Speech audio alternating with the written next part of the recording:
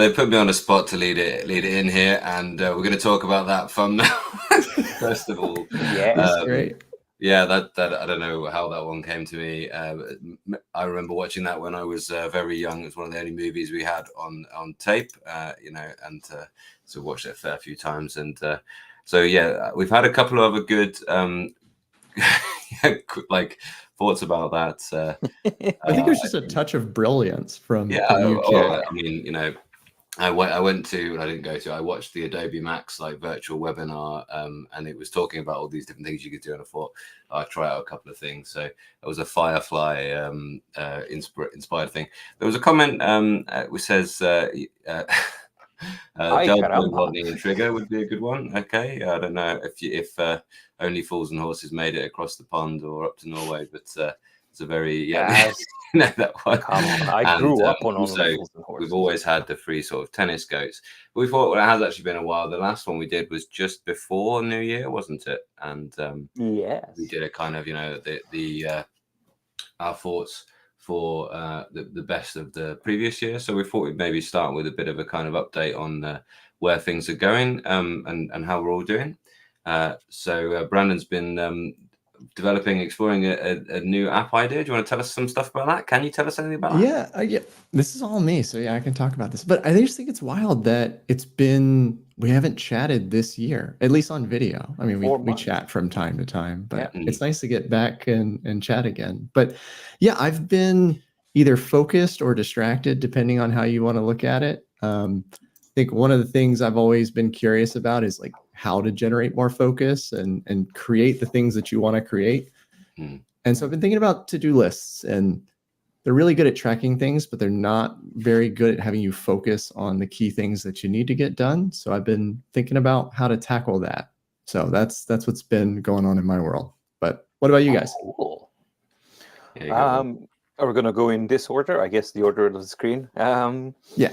That sounds pretty cool, and that's like a really nice mental exercise of logic and tackling things that you know from a different angle, I guess. But anyway, I mean, yeah, we can do it analog. Why can't we do it digitally? So yeah, definitely. That's been the exploration. Cool. For me, I started off here with the COVID. That was fun, and then it was like, I don't know, literally the craziest winter I've ever had in Norway, with insane amounts of snow, even for Norway. And then I kind of figured out, okay, I don't have enough time for everything. So I wanted to change my work schedule as well, and how much commitment I give to what, especially because this year I'm also finalizing, it's the final year of development of a very long-term project, Mars Awakening, a video game that I've been developing for 5 years now. It's the 5th year. So I needed to change a focus, and that of course meant how I tackle YouTube stuff. So I've kind of made some changes that improved my life overall.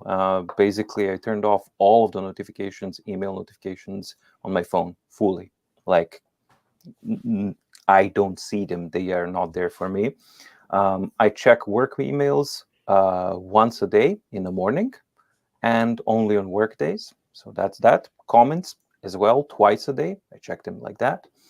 And then also, in order to get some more time, I figured, I'm now doing YouTube related work every other Monday. So one day every 2 weeks, but that day is the monster one, because then I have to record, edit, and schedule 4 videos. And sometimes they are 4 hours of finished edited material in one day. So that turns into like 16, 17-hour days. I want to pick your brain on how you do all of that in 16 or 17 hours. Like this. Lots of and I'm not kidding. Literally, I tried without MDO. I couldn't. It just didn't work. So, and it link in the description below. Of course.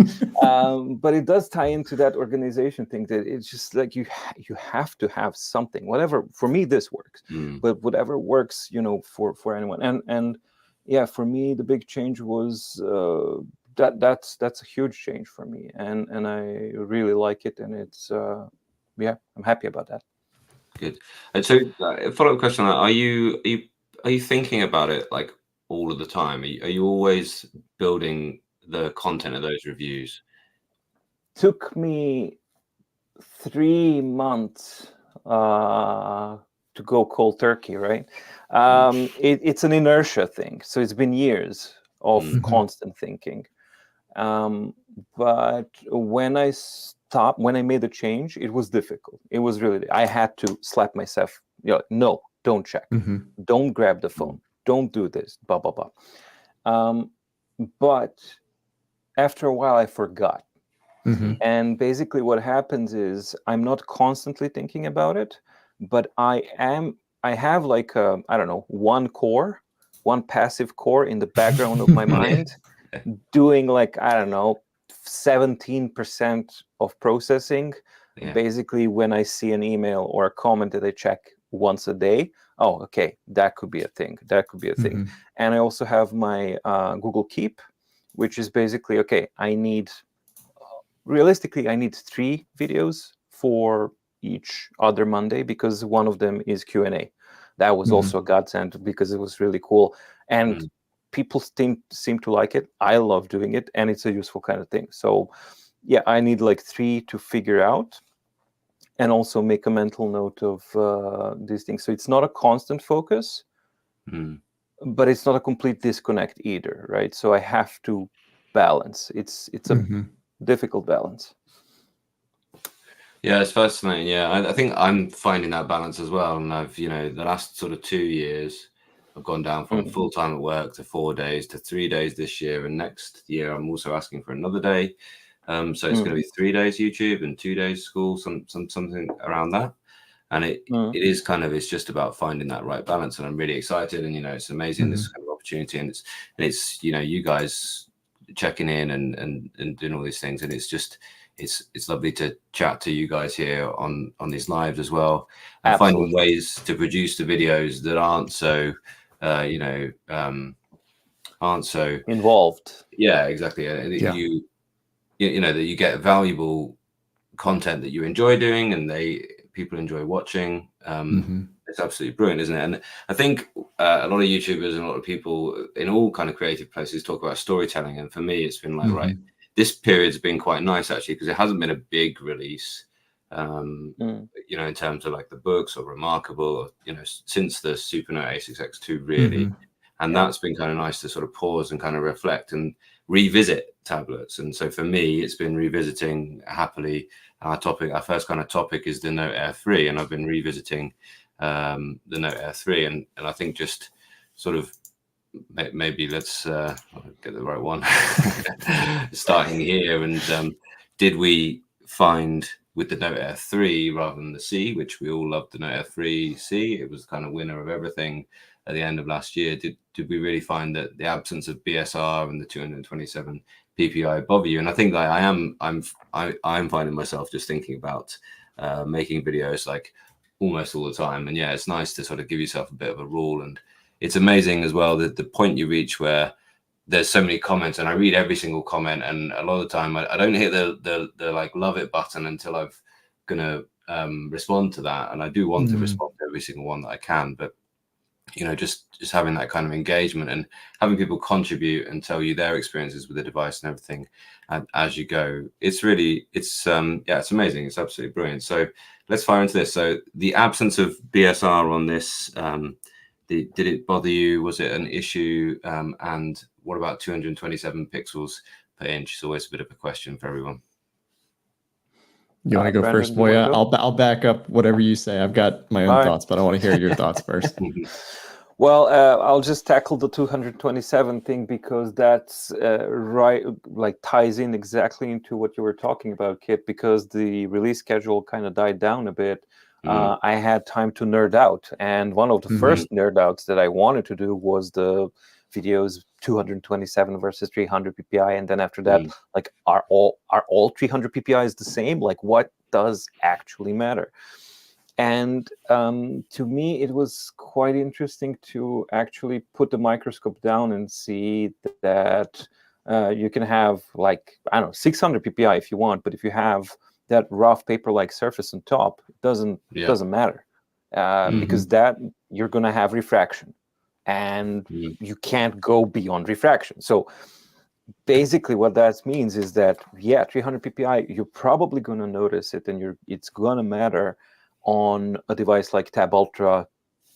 If there was a Tab Ultra without a C, if you had the Tab Ultra with 300 ppi, I think we would notice between old Tab Ultra and the Tab Ultra with 300 ppi. On this guy, no, we couldn't actually see. But the thing that really blew my mind. Okay, well, it's 10 o'clock, so I'm excited to see you guys. So I'm like a little bit over exaggerating. But the thing that surprised me was when I put down the Note Air 3C, which is 300 ppi, but it does have that Kaleido matrix on top and Kindle Scribe, that through whatever kind of things, I couldn't see a noticeable, meaningful difference. So no, 227 ppi did not bother me at all. It was, and the BSR thing, I don't know. I'm old school, and I love my Note Air 3C, but there was a touch of nostalgia, I think, when I grabbed Note Air 3. It felt balanced. Like this all makes sense. And just knowing that the battery lasts so long, it was a thing that probably doesn't matter to some people, but for me, it's a sense of security and sense of comfort. Let's put it like that. Yeah, calm that's the way to put it, isn't it? Yeah, that's it. You lose the BSR, but you gain that battery, don't you? Yeah. I have a little bit of a complex position here, which is I didn't get a Note Air 3, but I do have a Note Air 2 Plus. So, and I know that device well. I've spent a good bit of time with the device. It's just probably my first real e-ink device. And so it's not that I have an issue with them coming out with the Note Air 3. I think it makes great sense to upgrade the Note Air 2 Plus. I think it's more of a what could have been type issue for me, which is if Amazon didn't have exclusivity on the Scribe screen, would we have gotten a Note Air 3 that had 300 pixels per inch and good battery life without BSR? So I am actually of the position that I really do want 300 pixels per inch. I still love my Remarkable. It's still the most distraction-free device, but I wish it were 300 pixels per inch. And so it's not that 227 is bad. I just wonder if there wasn't this sweetheart deal with Amazon and e-ink, would the Note Air 3 have been 300 pixel per inch? Yeah, that's interesting. I had a good discussion with somebody on a comment, just saying how much you guys influence you guys in the audience influence the content, and they were just saying, why is there not, why is nobody else making e-paper screens? They said, why is no one making e-ink screens? Well, because e-ink is the company, and we know that, but doesn't make sense. Doesn't the patent run out or has run out? Voja, I think you've commented on this, correct? On which one? On the original black and white. I think the patent ran out on that. The 300 ppi thing. Are you thinking 300 ppi or patent for the? No, I was talking about the Wacom layer patent thing with the EMR when I was visiting that. So that was the patent thing. As far as the 300 ppi, I don't think that's a patent. I think that was just an exclusivity deal. I don't have any confirmations, but we do have a confirmation that A5X2 is going to be 300 ppi. And you wonder, is that what's holding that back? Is that still that remnants of that exclusivity deal? I think so. So it sounds like it's not a. Sorry, going back to the original question. So other companies could build e-paper displays, but there's a lot of cost and a lot of infrastructure to do it. So the legal thing stopping other people from creating e-paper is gone, but there's a lot of costs to get that infrastructure up and running, and it's a relatively small market in the grand scheme of things. So it really is just this exclusivity deal that's preventing 300 pixel per inch from being in all of these. Well, that's lovely, in all of these devices, but no longer a legal issue. And what about BSR? Did the BSR bother you guys at all, or no? For me, not really. Very occasionally that I thought that's not quite as good as it could be. And I think it just shows that how good books are in general, and a lot of these, it's not just books that are good at keeping the screen white. I walked down when I was traveling. I walked down the aircraft aisle coming back from the loo, and I was seeing all these e-readers, and I was thinking, wow, that's how other people experience e-ink. And I think that a lot of people probably, their e-reader comes out once or twice a year when they go on holiday because they're going to read 5 books in a week, sitting by the pool, and they're not going to take 5 books, and they've got this thing that's quite a lot older, and you kind of forget what it used to look like, how it was this kind of streamy mess, and I kind of just I didn't obviously stare over people's shoulders, but I just remember being quite struck, like, hey, there's a sort of 5-year-old Kobo, there's an old Kindle, they look really bad. It's really bad. Yeah. Yes. And yet, this looks really, really good. I think the rumor is interesting. We're talking about, we don't have any information about this more than the kind of what's out there, but there is a device called the Note X3, I think, that seems to be going out. I think it's called a Note X3 Pro, and there seems to be a Note X Youth, and they seem to be China-only devices. And what sometimes happens, just before the Tab Ultra, the original Tab Ultra, there was a release in China of the Tab 10, Tab 10, I think they called it, and that was very similar to what came out as the Tab Ultra, and it seems the Note X3 Pro has got a 300 DPI PPI screen in it, and I think that probably tells us maybe we'll get a Air 3 Pro, which might put some people's faces out of joint because it's another upgrade in a short amount of time. But honestly, I think that part of it is the availability of these screens and the way they kind of come out of this factory in batches. And e-ink are playing a game where they can name their price because these companies are, they all want them. They all want the same tech, so they can say, well, the latest thing, who's the highest bidder? Who's the highest bidder for 300 DPI screen that's coming out of this size? And so I think that companies like Books, which are not big companies, Supernote, not big companies, they sometimes have to wait in a bit of a queue. And so it's I kind of feel like probably the Air 3 might be sold out this time in 6 months, and the Air 3 Pro will be what sells at that kind of price point in the market. So I think there's an interesting sort of point there. That's just conjecture, and I don't know what, that's not from any knowledge, but it's not too far off, because before Note Air 3 came out, there was a leak, or basically an info that Books did file for trademark and registration of names, which was Note Air 3C, Note Air 3, Note Air 3C Pro, and Note 3 Pro. So 2 are unaccounted for as of now, 3C Pro and 3 Pro. So it's not entirely out of bounds to actually make that conjecture. It does feel like they're going with the batch approach, where they get a bunch of these, they spin up operations to do the batch, and then they usually make some tweak for the next batch and give it a new name. I mean, I'm sure are you guys potentially excited for that? Like a 300 PPI version of Note Air 3? I mean, I think people who truly need the multifaceted aspect of the books should be excited.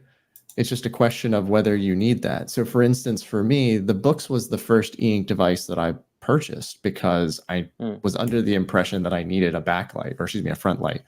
And Remarkable didn't have a front light. The Supernote didn't have a front light. And so the Books was the option. And it checked all of the boxes for me. But it wasn't until I tried the other two that I realized that I could focus for longer with the Remarkable and with the Supernote. And so it's really do you need access to all of these different intents, or do you want the device that does one thing the best for you? And that's a tough decision, especially when you haven't tried them. Well, hold that thought though, because we're going to talk a little bit about favorite device in a moment. And don't think that anyone in the audience hasn't noticed that this isn't as billed, Supernote versus Remarkable. You two would be me refereeing the grudge match. But I think maybe that could perhaps wait now, because surely there's going to be a Remarkable 3 at some point in the not too distant future. We know the A5X2 is coming. It would, at this point, to spend that time and go through the kind of heartache of watching the destruction of one of our dear colleagues here, in a grudge match like that, we can wait for that. We can wait for things to be even in the latest kind of hardware. There, it's fascinating. It really is the way this kind of market, and just like looking at some of the comments there, like why I'm not sure why these things are difficult to kind of explain. Why is it that we're almost 2 years now since Scribe was out, and yet it's the only one, certainly in the Western markets, really, that's got the 300 DPI screen. Well, it just shows you how much leverage Amazon has here. I mean, you have to think about how many Kindles are sold each year. It's got to be multiple orders of magnitude versus everyone else. Yeah, absolutely. Interesting. It seemed that in the sort of brief things about the X3 Pro and X3 Youth, it seemed the X3 Youth was giving up on a front light, and there was something about books saying that without the front light you get much more light transmission, so you get a bit more clarity. And so maybe they're sort of that type of company that will happily hedge their bets across. Well, some people don't want a front light, some people do prefer these things, and maybe it'd be interesting to see if you get an absolute Note Air 3 Lite as well at the same time, or something, or call it a Youth for now, and that had 227 PPI and trying to be a lot cheaper than the rest of the market. Interesting. Anything else you changed on the Air 3, you guys, apart from the screen? Sorry? It was good. Doesn't need any more RAM or anything. It's good processor. Android 13. Not for me. I think with that latency of the screen, there's that's the bottleneck. So otherwise, that form factor is excellent. I don't think there's anything to complain about that. Yeah. I wish I could. I'm just curious if it would be possible to see and touch and use an all plastic version of a Note Air 3 housing without a front light and no glass on top, but actual plastic thin. So you mean a Super Note? No. This one still has this glass thing, and it's not actually plastic. So that's one of the reasons why I'm talking about. So I'm more thinking like Remarkable 1, but in that kind of nice form factor, or Quaderno A4, something that gets you connected. But we'll talk about that a bit later. But it's something that kind of just strikes me as an interesting I think that's really thing. I wish that we could see it. Yeah, well, I think it's one of those things where you have to experience it. I think that device is incredibly difficult to market and sell, but people maybe end up having better long-term enjoyment with it from an actual use perspective. But it's hell to sell because the glass and the metal is sexy, even if the plastic is more functional. I 100% agree with you. Completely agree. And cueing now the environmental attacks of like, oh, plastic, no. Have you guys heard of recycling? Should we fire in with the next one, Brandon? I think you're first up for this one. Your favorite device after some time now. You're already brandishing the thing at us. So so it's complicated. It's really complicated. Here, you got my screen? Perfect. Thank you. A6X2. I loved it. I still love it. But lately, I've been working on bigger projects, more creative projects, and I found that the size is a limitation for me. I find that the scale of my creativity scales with the size of the surface that I have. And so as much as I like this device and I like writing on it, I find it limiting when I want to be more creative.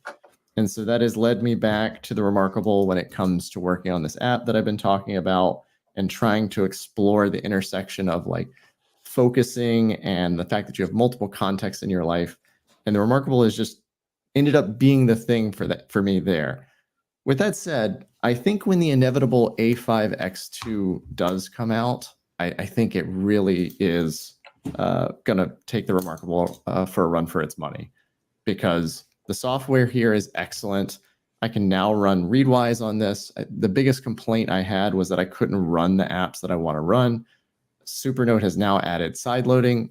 It's not Google Play, but sideloading at least scratches the itch a little bit there. But yeah, I have found myself doing all of my writing and creative work back on the Remarkable now. And then the A6X2 has largely become a reader. So I've got a little light above my bed, and I'll read with the A6X2 in bed. So I think I noticed you aren't using the type folio on the yeah. So let's talk about that. So type folio. I like the idea of the type folio. This idea that you can only really do one thing. You can only write and you can only type and you don't have any apps. It's beautiful. The issue is I am way too opinionated about keyboards to use the type folio. So I had some thumb issues in RSI a couple of months ago, and I switched over to a split keyboard, and this is comfortable to me. I've got way too many like hacks and nuances in this where I can control my arrow keys from the home row. My space bars are in different places. I've got escape right here on my pinky finger without having to leave the home row. And so I spend all day programming and coding and in this environment. And so when I go to the type folio, I'm in the right mindset to focus. But then as I start typing, I expect certain muscle memory things to be here, and they're just not here. And also, not all the keys are full length size. So like these punctuation marks are half width. And so every time I miss one of those, I lose focus of whatever the thought was. And so I think if I were less opinionated about keyboards, this could be really great, but it's unfortunately just not for me. Yeah, so you'd recommend that to someone who isn't used to typing on a big mechanical keyboard and very comfortable with that. Yeah, I mean, honestly, just let me plug in my keyboard of choice into my Remarkable. Like, I love that this is a thing. And for people that this works for, it's wonderful. The grab and go convenience of being able to take this one thing and purposefully leave my computer at home. Like, I agree with many of the tenets of this device, but, and I love opinionated devices, but this one is too opinionated to fit me. Yeah. So if Remarkable did make a 12-inch, which is what the kind of thing is, that would be a bit bigger. You know, a lot of rumors are 12-inch color. We're going to talk about it a bit later, but actually that could be a bit bigger, fit a bigger hand, a new type folio, which would be a bit more expensive. Thank you, MacBook. Thank you, MacBook. That would be cool, but I still don't think I would use it. Yeah. And so I think there's a market for it. I think there's an audience for it. Unfortunately, I'm never going to fit into that mold, and that's okay. Yeah, sorry. Somebody else is, was obviously having the exact same thought as me when I said that. Yeah, fascinating. Anything else? The idea of a 12-inch Remarkable, though, I'm into that. Like, again, I already run mine landscape, and so the idea of getting a little bit wider, that sounds good. Yeah. But I'll save my rant about the Remarkable 3 for a little bit later in the program. But do you think, for example, even if you could plug in your keyboard of choice into Remarkable, are you satisfied with the typing capabilities and how that's sorted? For me, that's like the biggest one, because I really agree the type folio is super sexy. And the thing about it is, like, every once in a while, I just like get it out and it's like, okay, oh, I want to use, I really want to use it because it's so inviting and cool. And then I start, and then it's like so boxed in that there was a comment for a writer's tool. Absolutely, I would want it for a writer's tool, but I don't have the bare necessities there, and I don't see a reason why not. I mean, if they made that pivot towards that they actually released a dedicated hardware piece of a thing, and majority of updates are focusing on the typing thing, why do you find that the typing thing is satisfactory, or No, it's not yet. And I guess that's maybe like a thing to wait and see. Is like I'm not. Let's start by saying I'm not a professional writer. I want to play one on TV one day, but I don't think any of the writers that I know would enjoy the current remarkable typing software. There's a lot of room to make that a great writer's piece of software, but I haven't seen them invest the effort necessary to do that. Like to spend time with people who write professionally to make this a compelling typing device. Yeah, I think it is slightly higher quality than Books' Tibaldus. Yeah, I think it is. Yeah. And I think but you're right. The benefit that the Books has is you can run an Android typing app that is really good. I think that was what I said about it when I reviewed it, is like, this is okay. But the beauty is you have a full ecosystem that you can go find the typing app that fits the way you think creatively. Yeah. Correct. And you can hook up your own Bluetooth keyboard. Just saying. Yes. Exactly. And if you want to live it, if you love the Remarkable thing and you love the Remarkable ecosystem and you like their apps, then they're very simple. They're very easy to use. As long as you don't need a spell checker and, any kind of tools that you've had for the last 2 decades in Word, then you'll be fine. But I think they could lean into that, though. Like, could you imagine a first draft app that is typewriter mode, doesn't have backspace, focuses on word count, getting your first draft out and go edit it somewhere else? Like, lean into that limitation. Yeah. Absolutely. Yeah, good markdown support. Yeah, absolutely. Stuff like that. Cool. Should I fire into where I am up to with what I'm using, etc.? I'm excited. I want to see. Sure. Yeah, I think this is where probably we had a discussion. We've had. Sorry, I'm getting there. I've got that there. We had a discussion. Matter, I'll wait. And I thought I was very gracious in defeat, really. But the Note Air 3 did kind of win out, and the Tab Ultra C, therefore, and I've put the Tab Ultra and the Tab Ultra C sort of on the back burner recently, and really focused in on the Note Air 3 series. Really, this is the Note Air 3, and I've really enjoyed it. Very much, actually, and I think that it is. For most people, this is the better one than this. I mean, you can just see the height difference and the size difference. And I think next, providing there's no kind of big releases, then I will be going back to this and sort of exploring that world of using this keyboard a bit more again. And I have started, because on this device, I've been focused around the notes and the reading, which has been good. It's been useful. I haven't used the apps that I was getting to use so much on the Ultra series. And so I think maybe going back to that will be kind of interesting for me, actually. But the reason for enjoying the Note Air 3C so much, and the Note Air 3 so much, was really enjoying the Supernote so much. And what I'd been doing, I was trying to emulate on the Note Air. I was trying to emulate the workflow that I developed on the A6X2, really, which is really elegant and really well thought through. And I think part of that was the contents page, being able to skip about like this. You can see sort of months of planning that I've done on here. I'm in the Notes app. I'm not in a PDF app here. I'm in the Notes app, but it's a PDF background. And every sort of 2 weeks, that PDF background just updates. And you can do that here. And I thought to myself, well, what I'll do then, I will like emulate the exact workflow. I'll use a PDF as a background, and I will use... I can't add contents pages on here, but I can certainly do preview pages, and I'm in the PDF here. This was the issue. I was working, and it worked for a couple of weeks as my planner in just the same way. But notice if you can see something about this, and I've got my links there to my main PDFs. Look, which was previous page rather than that. My links here, and I can go straight to the PDFs there. Yeah, that works. That's great. Love that. Absolutely brilliant.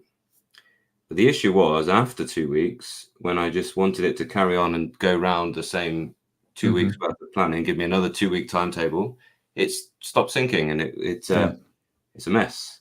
And so all of a sudden there's this massive frustration. You see it's perfect until here. And then you can see suddenly it's no longer in its nice little boxes. And the whole thing, and I couldn't find any way to get that undone and get back to normality. So I thought to myself, do you know what? I'm going to go back to my old workflow, which is annotating on top of a PDF. Wasn't broken. It was fine. It just doesn't quite have the elegance that it does here on the Supernote. And I think that's what I was missed. So my conclusion is you kind of can emulate a Supernote workflow, but if you're really interested by that Supernote workflow, just get the Supernote, because it's excellent and it's well thought through and it just works. But you don't necessarily need that Supernote workflow on books, because, well, all of my most often opened up PDFs are just there in tabs anyway. So they're very quick to get between anyway. And even then, it has what Supernote doesn't have. It has a home page, which is, and a library that's just like sort of full screen and there and easy to find all the things in any case. So I think, that it's kind of like, don't buy one thing expecting it to give you the experience of another. And I don't think that's obviously what I was doing. I was finding that out. But like, if you like the kind of advertised workflow for Remarkable, if you like the advertised workflow and the described to you in the content workflow for Supernote, then go with those. And if you like books and you want the extra things, then go for it and use it like a books. And for me, what I'm doing at the minute is I'm going through and thinking through those other things. The next couple of weeks, actually, I'm going to use my Z Fold. I'm going to use, because it's got a Wacom EMR stylus on it, and you pull it out and you tap the screen, and you're not looking at my screen, but you will be shortly. And you go straight to notes, and you can, there it is. Look, it's a PDF converted into a note, and it's there just the same as my planner is normally, and I'm kind of like, I know what I'm expecting this to be, but I'm going into it with an open mind, and because this is Wacom EMR still. Double tap. So it's the same excellent response. However, it doesn't have any texture at all, like even less than an Books Ultra. I was about to ask you about screen feel. Yeah, it's really quite hard to write as neatly. It's a bit too small, it's smaller still than an A6X2 would be. And I'm expecting to find looking at an OLED all the time to be annoying and for it not to be the experience that I want. But I say I'm going to go into that with a absolutely open mind, really, and try and do a good bit of journalism, bit of science on it, really. But the other thing I'm thinking about, is this the right form factor? And I'm also wondering, what about writing across the fold? Is this going to be a good experience here as well? And what I'm also expecting is, because this is where I get my personal messages and things like that. And, during my working day, it largely lives in my pocket unless I'm taking a break. Having a WhatsApp message bong up, will that just take me out of that kind of planning frame of mind? I'm kind of sure it will. Let's say, how good is your willpower, Kit? It is pretty good. But I think we all think we're better than we probably are. And, I think this is an interesting kind of discussion, really. I'm working a lot on my own kind of reading habits recently and trying to develop those. So I'm also going back to this thing. This little case just arrived today for it. Oh, I haven't seen this yet. Okay. It kind of just slips out of your hand when it's not in a case. And also then it's kind of a bit more protected in the back, and actually it's really good, isn't it, reading on this thing? I'm really, it needs a thumb reader, doesn't it? Mine does have a couple of dings from drops, if I'm being completely honest. Mine's got one as well. And actually reading on it's really good. I'm looking at different, I'm not someone who's read a lot of graphic novels, but kind of guided mode on graphic novels look really good. And I'm reading a lot of sort of Gutenberg things on it as well. And I'm wondering, I don't know how much you guys have been following the kind of Rabbit launch recently, the Rabbit R1 thing, and that's an interesting idea. Don't tell me you've already got one. I do not. No. I dropped my pen. Although that would be hilarious. Yeah. There is. Yeah. And no, I wonder, I've also backed the minimal phone, although I've been kind of warned that might never happen. We'll see. You can kind of maybe see the minimal phone as being calls and messages and reading. Be interesting. Or any e-ink phone. Let's see, will it focus? Yeah, I followed Miss Pixel Leaves example and did unlauncher. So now I have 3. You're not gonna be able to see it. There's only just 3 items on the Palma. I wish I could do this as a full phone. Yeah. One day. And maybe some kind of AI type personal assistant type device and an e-ink device in your pocket for reading and calls and messages. Who knows? Why can't they be one and the same? Yeah. Just make the thing a phone. So there we are. It's an interesting one. That is a very interesting thing. That, especially the question, why is it not an app? And because you rarely get the hype that it's got around an app. And I think in a way, it is an app. And I think although it seems like valuations is why it's not an app, because if you can usurp Google or Apple as one of these walled gardens, then it's worth an order of magnitude more money. Yeah, the kind of hardware itself can't be very expensive, and you're really buying an app. Maybe the hardware is only what you can buy for $100. I guess the one argument we may find once you have it is, or the one argument I can contrive in my mind is, this is always asking for your attention. This screen is incredibly useful, but also a distraction.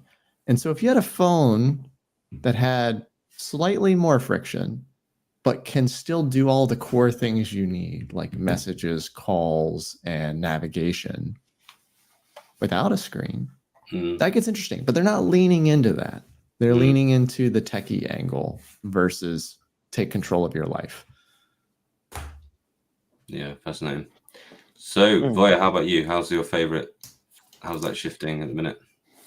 Well, I've been shifting everything, as I said. So, yeah, for me, it's I've been looking at Light Phone 2. I actually have the Light Phone 2, just to kind of tie into this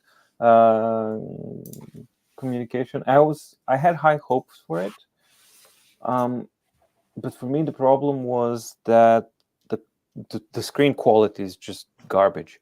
And the front light is so bad, and it was inexcusable for that kind of thing. And plus, it's a tiny thing that demands battery every 2-3 days. And people say like, "Oh, yeah, but your smartphone lasts one." That's not the point. This is supposed to be something completely different, and it's not. And then I saw that it's like, you do cut down on everything, but where are my benefits? Where were the benefits of that? I have this bad front light that's making me squint. I don't have intensity control, and it's too glaring. Great idea. Yeah. I think execution of Light Phone 2 was just not there. So for me, at least, it had a couple of glaring points, which was a shame. As far as for my stuff, let me see. Can I turn on add to stage? And then, yeah, I saw that. Yeah. What about the Hisense lens? Have you tried one of those? If I've tried which one? Hisense ones.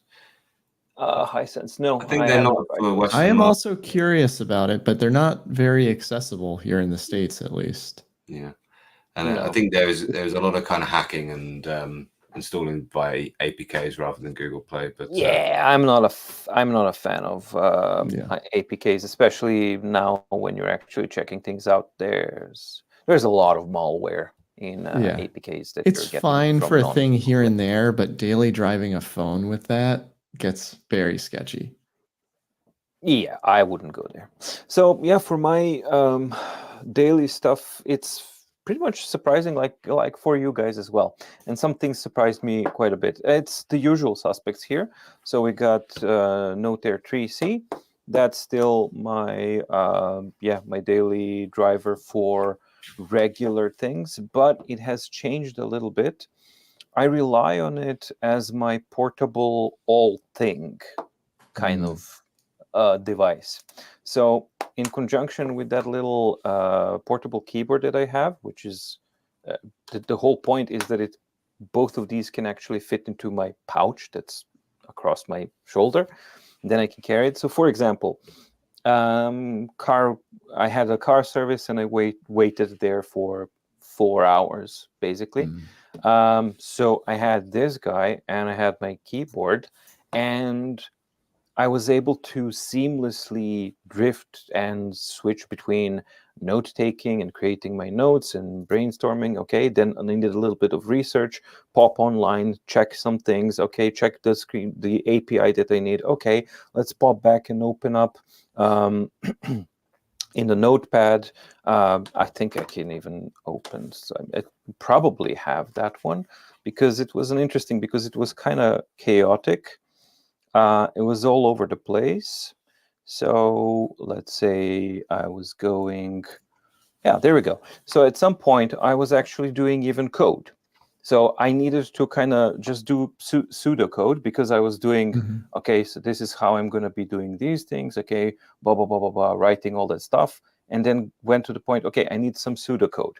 Okay, so I'll just drop a text box, drag it out, and then write my basic structures here that I need. And then when I went back home, I was able to just copy paste this and continue working from that.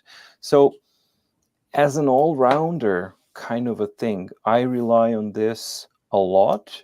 But in my daily when I'm doing the video game development thing, actually I'm not using this that much.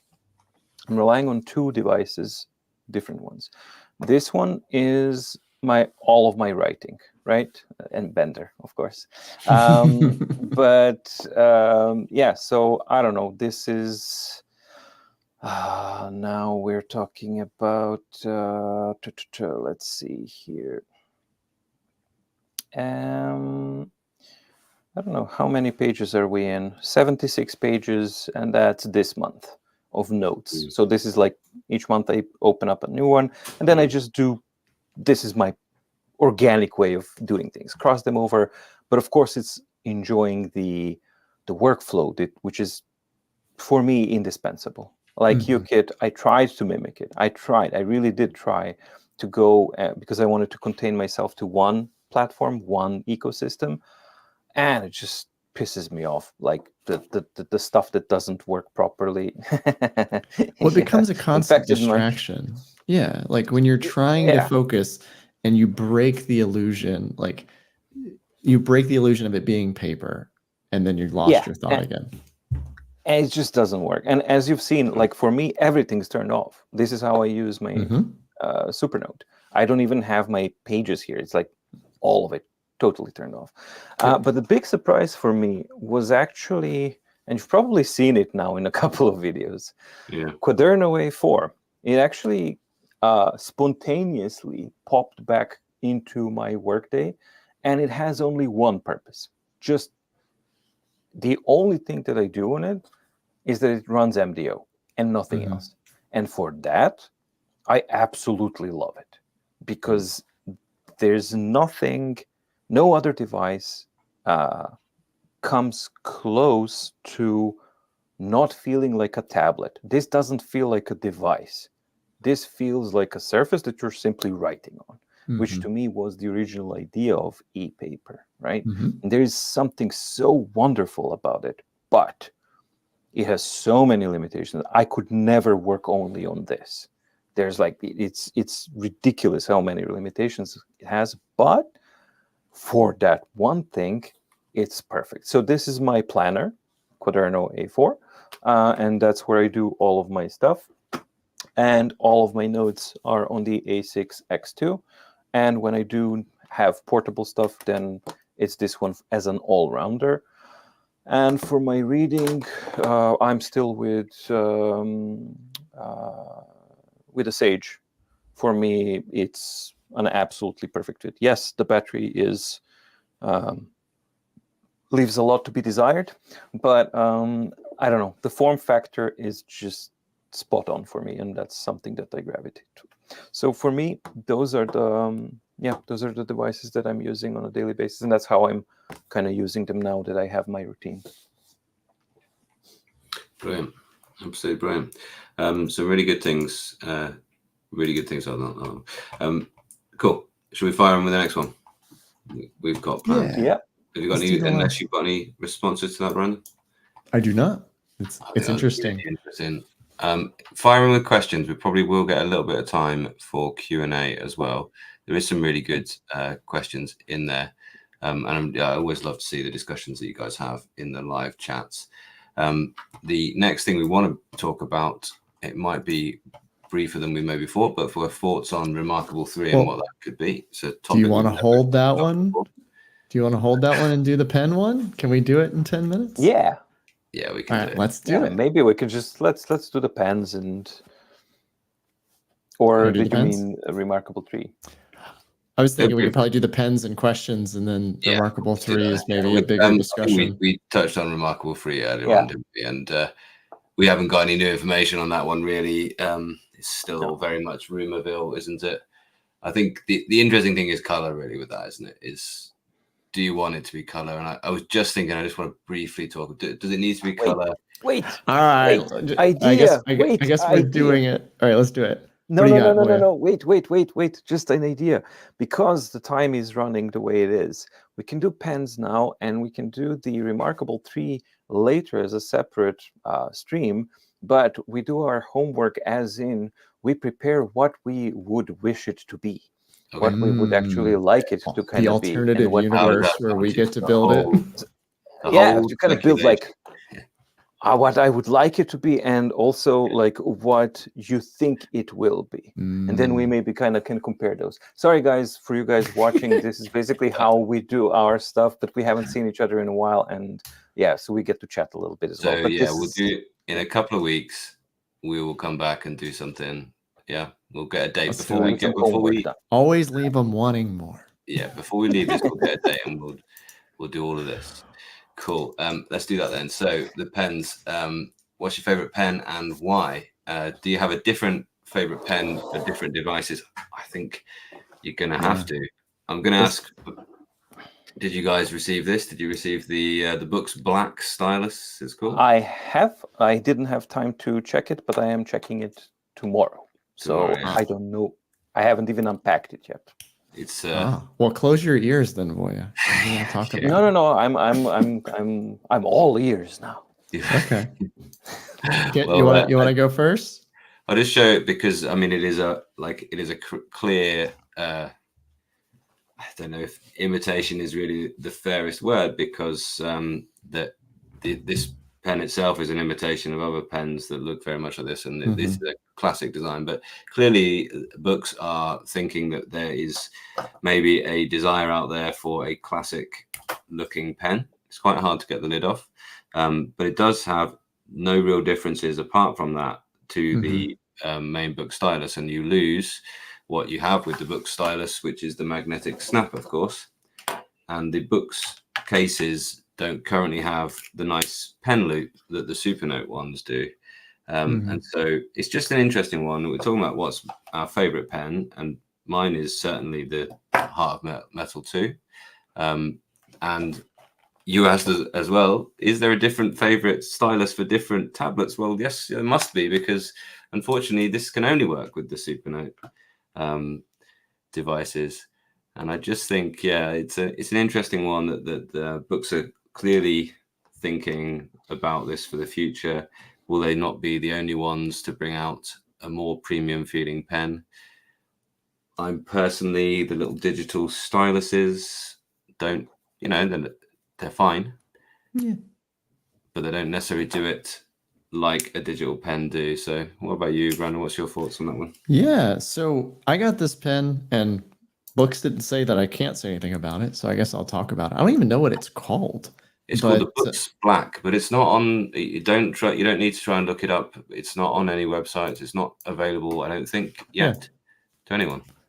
Yeah, so I was a Kaweco driver. I love this Kaweco All Sport. This is what I would carry around. Recently had a little bit of an issue with it, which is there's a little like film that sits in there and makes it so that the lid and the back post together and don't come loose. But the issue is it is slid, and so now when I go to screw the pen together, it doesn't stay together. So I need to go in there and grab some pliers and pull that out and get it right. But in the meantime, I did receive this pen from Books, and no, they didn't tell me to say good things about it, but I really do enjoy the weight of it. I love the premium feel of it, and it's been a great daily carry. This is the pen that I walk around with now. And I guess the weird thing about this pen is I don't think I would use it on a Books device because it doesn't have an eraser, and erasing is a pain in the butt on a Books device without an eraser. So I like the Books Black, but not on a Books device. And so I use a Books Black on a Remarkable 2. Aside from when I'm on the Supernote, which I really enjoy this clicky pen. And I had the Heart of Metal before on the original Supernote, and I liked it. I liked it a lot, actually. But I don't think I want a Heart of Metal on the A6X2. The convenience of this click and how satisfying that click is, I think if you gave me both for the same price, I would take the clicky one all day, every day. Over the Heart of Metal, wow. I would. So, yeah, I mean, I was surprised by how much I like the clicky pen, but it didn't go straight to, favorite feeling pen over this Heart of Metal 2. Voja, go on, what about you, man? I think I know. I'll give you, I think it's still the Scribe pen. But you also like the Lenovo pen. Yeah, but I have my old time favorite. Let me just So as far as the Supernote goes, there was a question here. Somebody asked, like, hey, I think that the Heart of Metal will work on Books devices. Technically, yes, but you will scratch your screen over time. So don't use it. Yes, but no. Between the two, absolutely no question that the Heart of Metal 2 is a wonderful feeling premium pen, and it's so tight and nice and stuff. But there's just something charming about, this combination. I have no idea. And for me, I don't even care. That's how good it works. I'm like analytical. I like super nerdy stuff. This is one of the combination where, yes, I get it. And I was thinking like, oh, it's plasticky. It's cheap. That rattle. Wacky, that rattle used to bother me. Yeah. Yeah, the rattle did. When you use it, it doesn't bother you for long. Like I don't care. And you forget it. I actually like it, and it's I don't know. I think it has to do with precisely that it doesn't feel like it's premium. It doesn't feel that it's fancy, and therefore I don't care, and I love it more. For me, then it's like I can actually just have. I don't know. It just works for me. So yeah, this is the combination that I use for the A6 X2 and the A5X if I use it. Although I have to say that since I have this one, when I need more, I just flip it horizontal in landscape, and it's fine. But for everything else, it's actually my trusty old Samsung S6 Slim. Okay. And let me just put a background so that it can focus. But the thing that I was experimenting with, I'm always experimenting with the tips. I'm trying to figure out which nibs to use, and there we go. And currently, this is actually Samsung's hard but precise gray nib that they actually give you in the package. And the reason why I went back to it is because I was using the Supernote pens, which have very, very slim and really precise ones. And I spent a lot of time with this one, and then went back to the old nibs. It felt like I was writing with a stump. Like, okay, now let's write a little bit. Like, it was like, what the hell? It's when you feel like you have to swap them constantly because of it. It's just weird. And then I kind of figured out, okay, is there like a nice, precise one that's not going to ruin the screen, like the titaniums or ceramic ones and things like that? And currently I'm working with this one, and I absolutely love it. And I love the harder feel. But for me, the precision is the thing that makes me write with less effort and less thinking, and then I like it more. So I think that's maybe the interesting thing of books. Clearly are thinking, and obviously the other companies are as well, that there's kind of a bit more style, a bit more something above just a sort of digital stylus. And I think really what I'm hearing is people want choice, and you can exchange these nibs out, and this is just the same felt nib as the other books stylus, and so that you pull this thing out and you're disappointed when it's like, oh, it's the same feeling. Just by choosing to put the harder nibs in there would have made that, oh yeah, okay, it's a firmer, more pen-like feeling.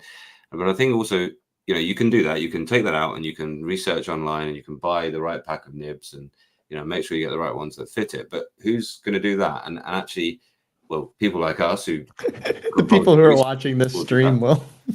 But it's harder than it looks. It is.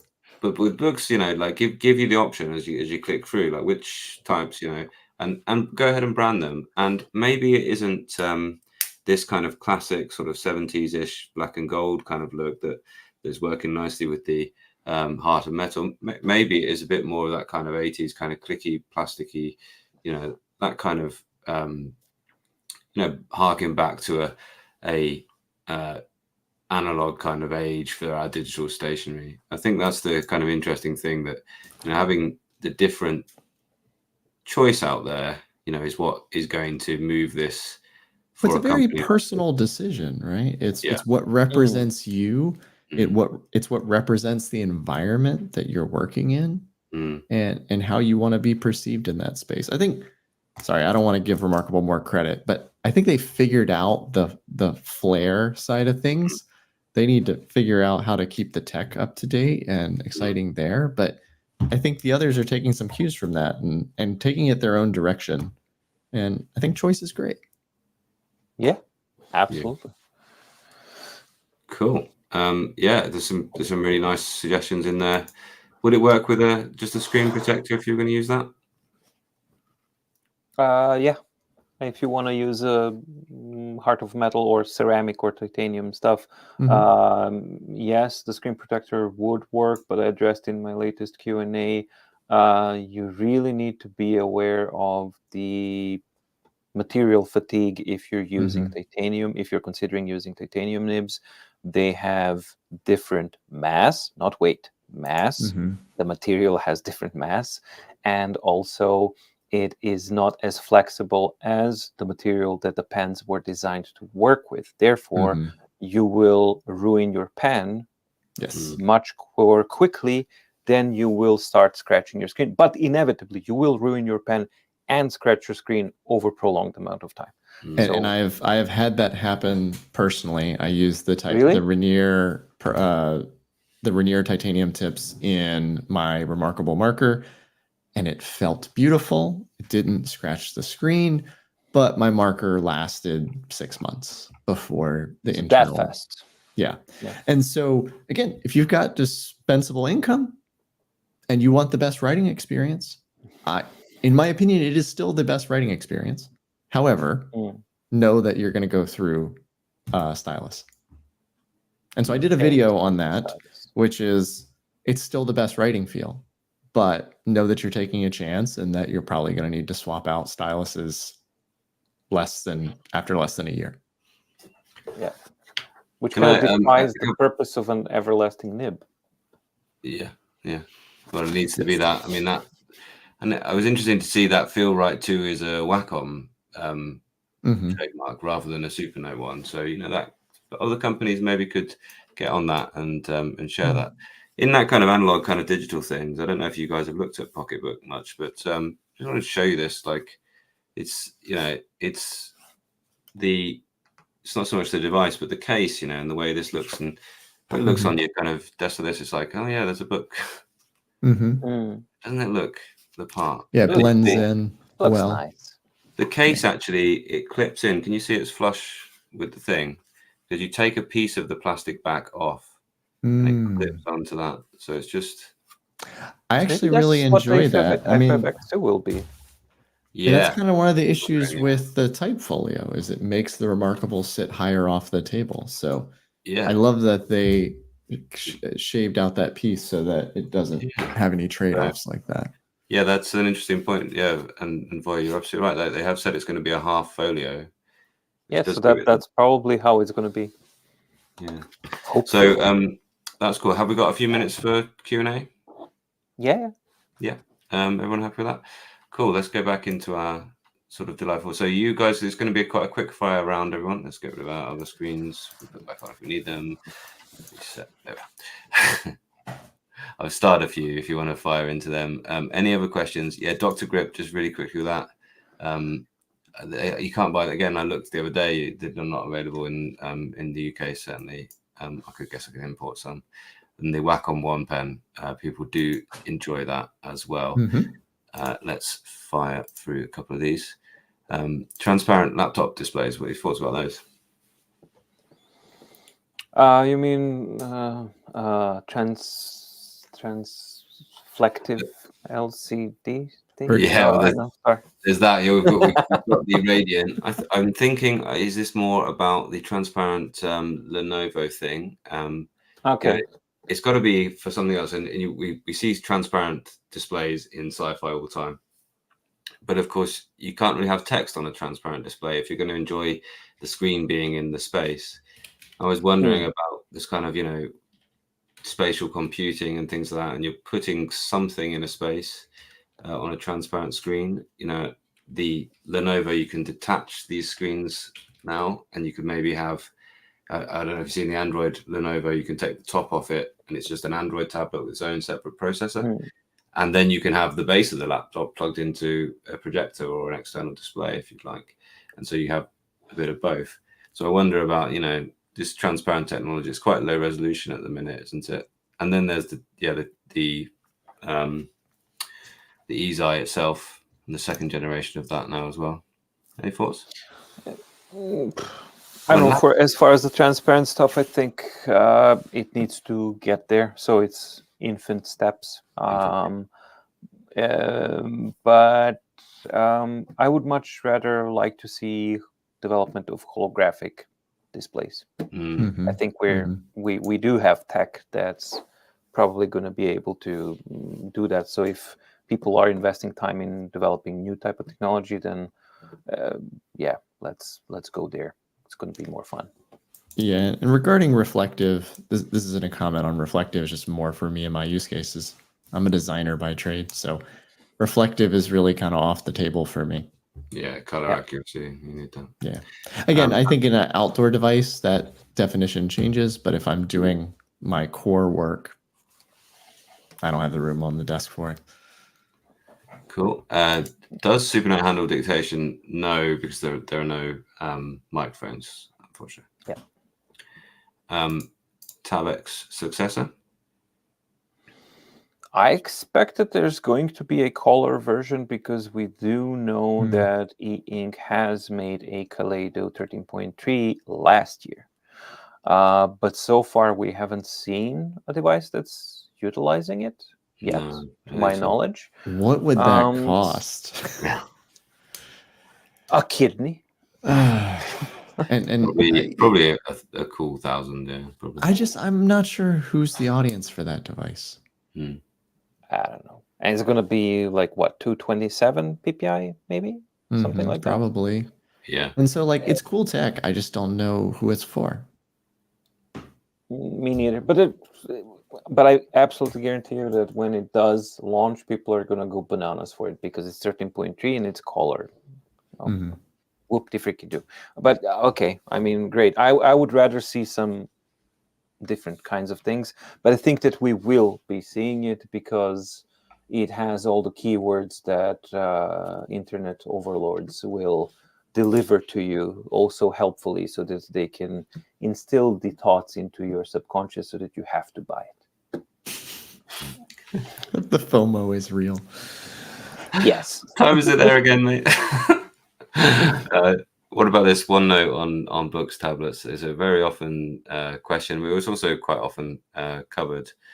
The default app can't ignore the lack of unlimited page size. Yeah, I just really want there to be more apps developed with E-Ink in mind, and I hope that as it becomes a bit more mainstream, that will be the case. as far as I'm aware, there's only that one other third party that you showed off, the Simple Notes app, Brandon, that uses the Books API. That means you've got the fast response time. Yeah, I mean, the tricky thing for them is when Books migrated to color with the Android 12, there was a period of time where none of those APIs worked on the new devices. And so right. it's tough sledding for engineers. It's a leap of faith. And unless you can get some firsthand support, you're putting a lot of hours into something that could stop working at any moment. And so I think with Supernote... Oh, go ahead, Voja. No, go. I was going to say, with Supernote supporting sideloading, I think this opens up another interesting angle, but it's still a dangerous place. Like, as much as I'd love to go build an app for this, I just don't want 6 months to a year of my life to dry up overnight. And so if someone wants to take that leap of faith, I think there's a cool opportunity there, but it's a little scary at the moment. Imagine how good and prudent of a business move it would be for Books or whoever to actually have a developer support program so that they synchronize with the developers and that they have apps that launch with a new update, for example, and a new line of devices and things like that. I mean, if anyone wants to talk, reach out. Come say hi. You're brave, dude. What about this one? In terms of color devices, it could well be the Tab X, and it's linked to another person has asked if it's worth buying a Tab X right now. We could well see a Tab XC soon. Again, no information that I have on that as yet, but it would seem logical, although expensive. Interesting. Perhaps with this kind of focus that they have had on the text, although I think that the Note Air 3C has been such a popular device that maybe they're not sure that the Tab Ultra style of devices is the way to go. And maybe we won't see. I've for a long time been expecting a Tab X Ultra, big thing, big keyboard, basically as close as an Android e-ink thing can become to a laptop. But whether now they're thinking actually there hasn't been an appetite to spend $200 extra on the Ultra C Pro, so why would we go down that route with the X sort of size, the 13.3 inch size? So it's an interesting one. I guess, what about an integrated Microsoft, like a Windows device that did that? Like, would that change your perception on this at all? If you could have an all-in-one that was a portable instead of just a dedicated display? Well, I've been using e-ink on Windows. Basic there. Sorry, I've been using e-ink on Windows on the desk, and it's kind of good, and it's kind of flawed as well. And I think that the thing that is running a native screen on Android, Books have got it down, and it's like the screen, in all different situations, it's changing the way they're running the screen. You've got customization, but they've also got some pretty well pre-optimized settings for most apps, like the standard ones and their own ones. You go into a web browser and it looks good. Whereas Windows doesn't have that. There's no, as far as I'm aware, drivers for e-ink directly on Windows, and so that would take a lot of time to go. And it is. I think Mac OS suffers from some of that stuff too. You get some flashing natively. Yeah, exactly. Yeah, and it is still the case that I think e-ink is best for text, and I'm interested to see where e-ink will go with that. Whether color, are e-ink willing to drive this kind of productivity and it look for people to have it on laptops and on Windows and Mac OS. It's gonna, as you point to there, a really good analogy. Tough sledging is like a really good way to put it. It is a lot of development when the total addressable market, I suppose, is still going to be pretty small. It's growing, but still small. Just sorry to jump, but just to address the question that was kind of listed there for text processing. I wouldn't say that Books has the best text processor, the native one, in its notes, or when it has the text note. Actually, no, because it has some weird latency and stuff like that. So, but you do have Google Play. So I would say then you just download and use Word or Google Docs and you're fine. So it's not Books that has it, but Books does have the ability to load that, and then it works. Although you can load, now you can't load Google Docs, but you can load Word onto this, right? Have you tried that? You'll be able to find a good text device, a good text app. Yeah. So I haven't gone down that path personally, just because, again, I'm not a professional writer. But I'm sure there's something there. This is an interesting one. Do you think color is needed on e-ink? No device really looks as good as you want to. That is, that's true. But it's Ed is teeing up my rant. Go for it. Well, fire on. Go. If you've planned a rant, mate, we have to hear it. I guess we've had. Oh, I'm gonna shoot myself in the foot. But all right, so we've had a year with Kaleido. I like it, but I don't love it. And so, like, for my core use case, reading and writing, I would rather have a black and white screen than the Kaleido screen. If I'm just reading, I'm just writing. I don't read comic books. If you're a comic book reader, ignore everything I'm saying. This does not apply to you. But if your core use case is to write and to think and to read, I find that the black and white screen is a more enjoyable experience. It's clearer, it's sharper than the Kaleido screen. Anyway, that's my rant. We're getting tons and tons of Kaleido devices because Kaleido is cool and sexy, and it's the best thing we've got, but it's not the right tool for every job. And rant. Yeah. I think that answers. That's not a rant. That was perfectly reasonable. Feel let down. You feel shortchanged by that. I'm sorry. I went even. I'll show you a rant. All right, Voja, impromptu rant time. It's late. It's late. My filters are off. Cool. For me, Kaleido screen was I gravitate towards Notaire 3C, and I enjoy having the option of having the color for an all-rounder type of a device. Yeah. But I absolutely agree with Brandon for writing, typing, and reading. Black and white just works. However, sometimes I do need the color one because I do need colors in the content that I'm reading, right? And then that actually makes a difference. So it really is an individual type of thing. Is it a must? Maybe, depending on what your needs Depends on your use case. Yeah, 100%. Yeah, absolutely. Yeah, I think this is it. Like, and the colors, the reds aren't good. It's an interesting. The Tab Mini C does seem to be one of the better ones. So I don't know whether that size of screen is better. Incidentally, that Pocketbook has a Kaleido free screen, and that looks really good with some color content on it. One of the better ones. I guess it's never in its kind of fast mode, that one. But I think Kaleido is a stopgap for e-ink.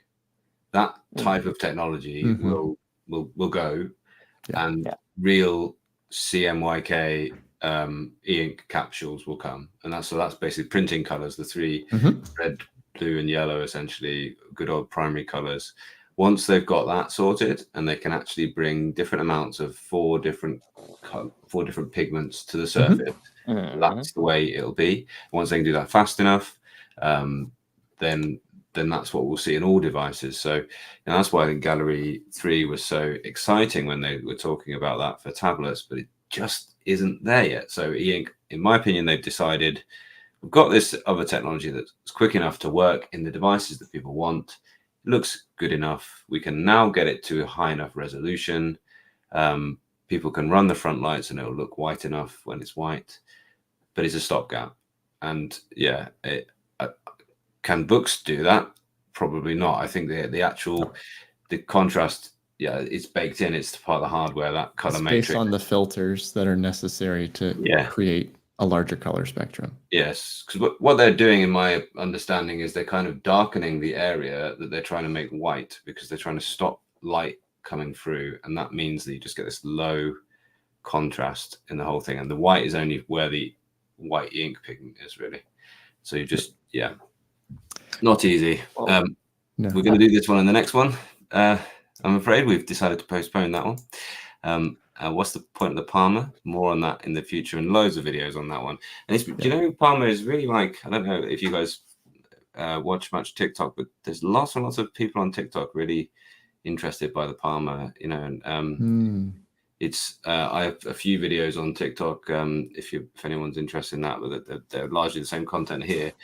And the one thing that's really taken off on TikTok is my Books Palmer videos. Go figure. Yeah, I mean, it makes sense. It's a cool device. It's another one of those devices, though, that is kind of a proof of concept. Yeah. It's like there is a future version of this that is really, really exciting. It's the wet handkerchief on the wall. It happens to stick well, but that's what it is. Yeah. Just my 2 cents. See, we got a rant out of Voja after. That's not a rant. That's an honest opinion, but okay. I'll show you our rant. Yeah. Really quickly, Brandon, what was your Palmer menu program called again? I can't take credit for this. So Miss Pixel Leaves did this. I had an earlier version of this on the Node AR3C, but this is Unlauncher. So, but credit goes to her for that one. I think this is best black and white low latency typing. I think is one of the Ultra devices. Am I right? Even if you're cooking out to a different keyboard, I think the Books Ultra devices, if you really typing, would you think? TabX? Well, so I think it's more complicated than that. So, yeah, I mean, the other thing is clarity. So, like, are you willing to trade quality for latency? And that sort of is another piece to this, because if you want it to be really responsive, you can have it be really responsive, but your letter forms become jagged. And like, does that become a distraction at a certain point? It does. Because you don't, it doesn't matter if you have 300 or gazillion PPIs, it's going to half your resolution, and that doesn't matter. Okay, I think this might be the last one. We're going to call it. This will be the last one. All right, let's do it. It probably is currently if it's got to be color, it probably is the Tab Mini C. I think, can't think, did Kobo now have one, which I haven't tried, with color and a pen input? Yeah, the new one that just came out does that. I haven't used it. Yeah. I haven't yet, but I'm gonna reach out to Kobo because I got a lot of requests about the new Libra. Was it Libra Color? Yeah. I've never used a Kobo device, so it's sort of like a tough switch of like, I have Kindle, I have Readwise Reader. Do I need another ecosystem? Yeah, fine, but it isn't Wacom EMR. It's a active Stylus, so you got to live. Again, like the Sage and the Ellipsa. I think I mean it's using the same pen. Yeah. So yeah. Well, there's no other reaction because it doesn't work. I mean, it's bad. That's the Achilles heel of the Kobo Ellipsa 2E. Well, also the crashing software. Okay, never mind. See, we queued up the rants. This is lovely. We just got to keep Voja out past his bedtime, and then we get rants. Definitely, I get cranky. and as for Carlo, it's 2 a.m. Where's my cookies? As we say, it's 2 a.m. wherever you are, Carlo. It's 5 p.m. somewhere. So yeah, it's 5:25 here on the east coast of the U.S. Do we queue in the beer now, or what? Yeah, bed probably. Ready for Okay, thank you for watching. Thank you, you too. Oh, thanks everyone. Appreciate you. See ya. Bye.